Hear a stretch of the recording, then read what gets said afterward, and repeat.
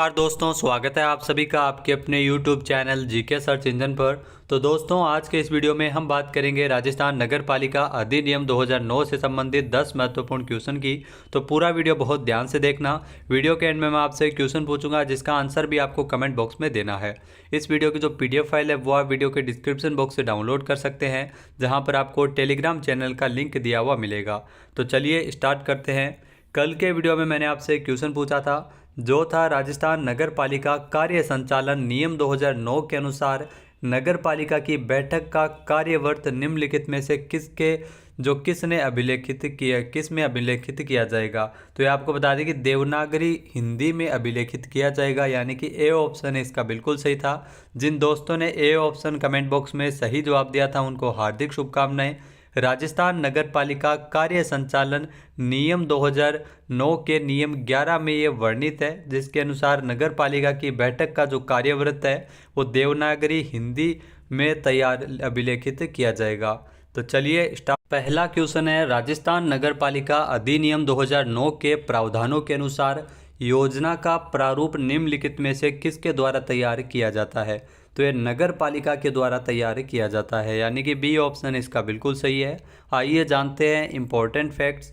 तो राजस्थान नगर पालिका अधिनियम 2009 की धारा 160 के अनुसार किसी भी योजना को अंतिम रूप से तैयार करने से पूर्व नगर पालिका के द्वारा उसका एक प्रारूप तैयार किया जाता है। तो ये धारा 160 के अंतर्गत दिया गया है।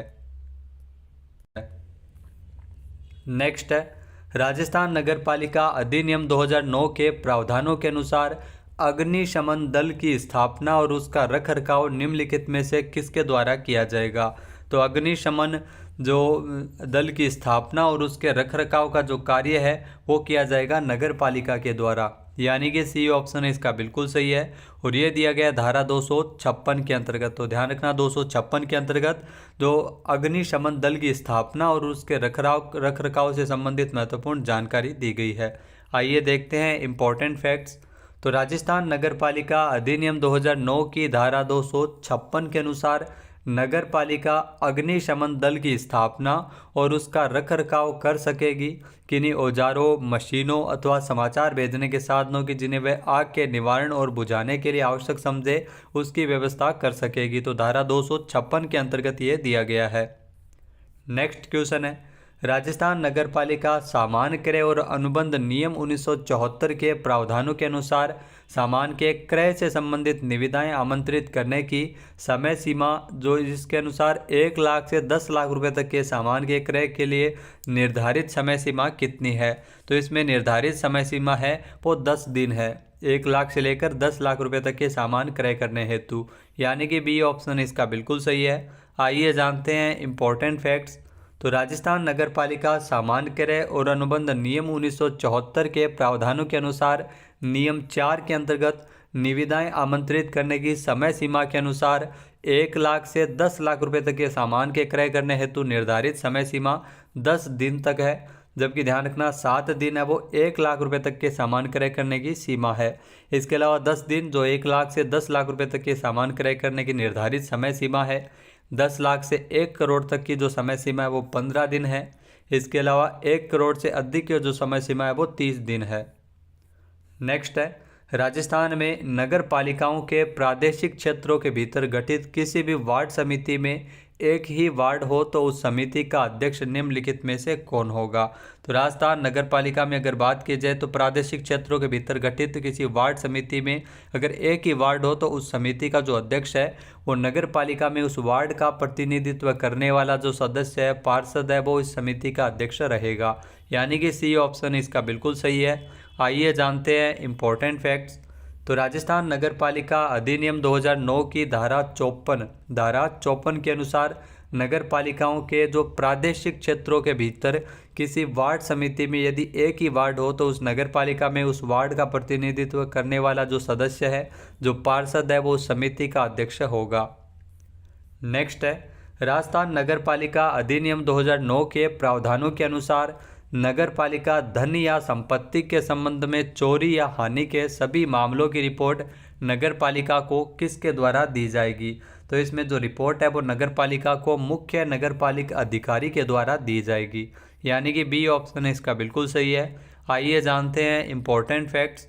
तो राजस्थान नगर पालिका अधिनियम 2009 की धारा 49 के अनुसार मुख्य नगर पालिका अधिकारी जिसकी शक्तियां और कर्तव्य के बारे में बताया गया है धारा 49 में, जिसमें नगर पालिका के धन या संपत्ति के संबंध में कपट, गबन, चोरी या हानि के मामलों की रिपोर्ट है वो मुख्य नगरपालिका अधिकारी नगर पालिका को करेगा। तो ध्यान रखना, मुख्य नगरपालिका अधिकारी का ये कर्तव्य रहता है। नेक्स्ट है, राजस्थान के वर्तमान नगरपालिका संबंधी प्रावधानों के अनुसार नगर पालिकाओं की सीमाओं के भीतर किसी मूर्ति को नुकसान पहुंचाने के लिए दोष सिद्धि पाए गए व्यक्ति को दंडित किया जा सकता है। तो उसकी कितने दंड है, उसका कितना दिया जा सकता है, तो आपको बता दें इसमें 2 माह से लेकर 6 माह तक का कारावास है वो दोष सिद्धि पाए जाने पर हो सकता है। यानी कि ए ऑप्शन इसका बिल्कुल सही है।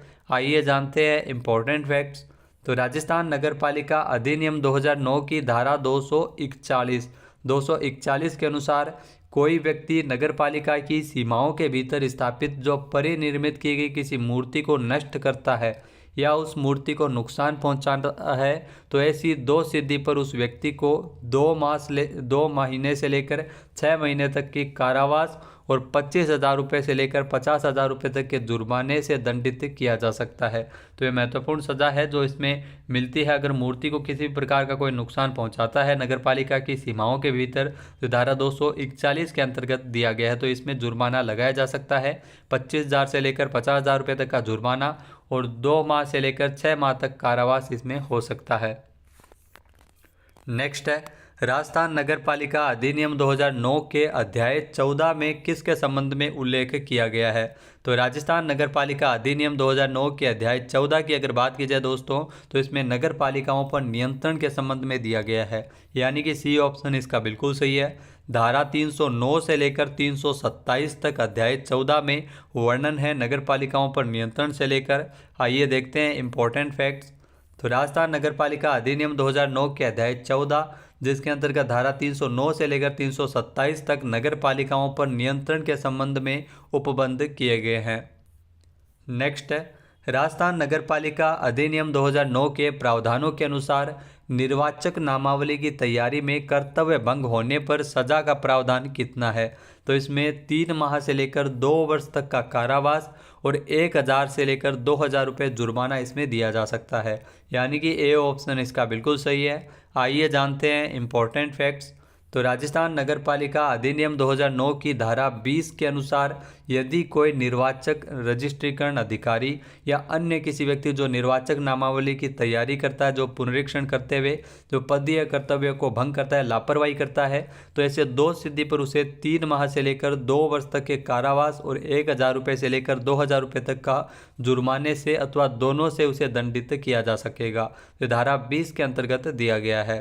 नेक्स्ट क्वेश्चन है, राजस्थान में नगर पालिकाओं की स्थापन अनुसूची निम्नलिखित में से किसके द्वारा तैयार की जाती है।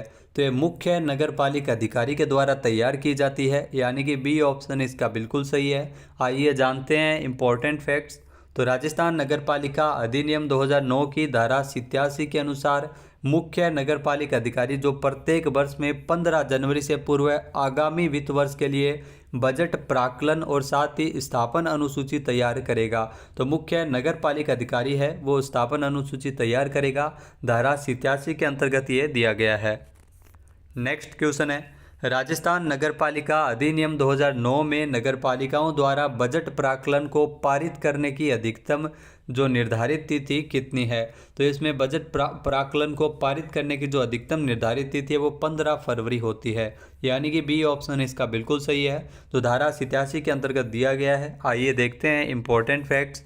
तो राजस्थान नगर पालिका अधिनियम 2009 की धारा 87 के अनुसार नगर पालिका अध्यक्ष ऐसी तारीख को जो प्रत्येक वर्ष की 31 जनवरी के पश्चात की न हो जिसे कार्यपालक समिति द्वारा नियत किया जाए, नगर पालिका को बजट प्राक्कलन प्रस्तुत करेगा और वह प्रत्येक वर्ष की 15 फरवरी से पहले नगर पालिका द्वारा पारित भी किया जाएगा। तो 15 फरवरी से पूर्व इस बजट प्राक्कलन को पारित किया जाएगा।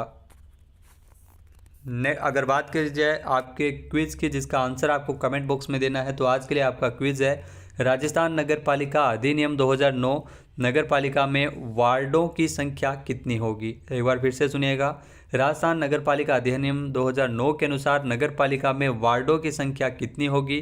तो इसका सही आंसर आपको कमेंट बॉक्स में देना है। और अगर ये वीडियो आपको पसंद आए तो इसे लाइक और शेयर करना बिल्कुल ना भूलिएगा। चैनल पे नए हैं, सब्सक्राइब नहीं किया है तो अभी सब्सक्राइब बटन पर क्लिक करें। PDF फाइल आप वीडियो के डिस्क्रिप्शन बॉक्स से डाउनलोड कर सकते हैं। जय हिंद, जय भारत, जय राजस्थान।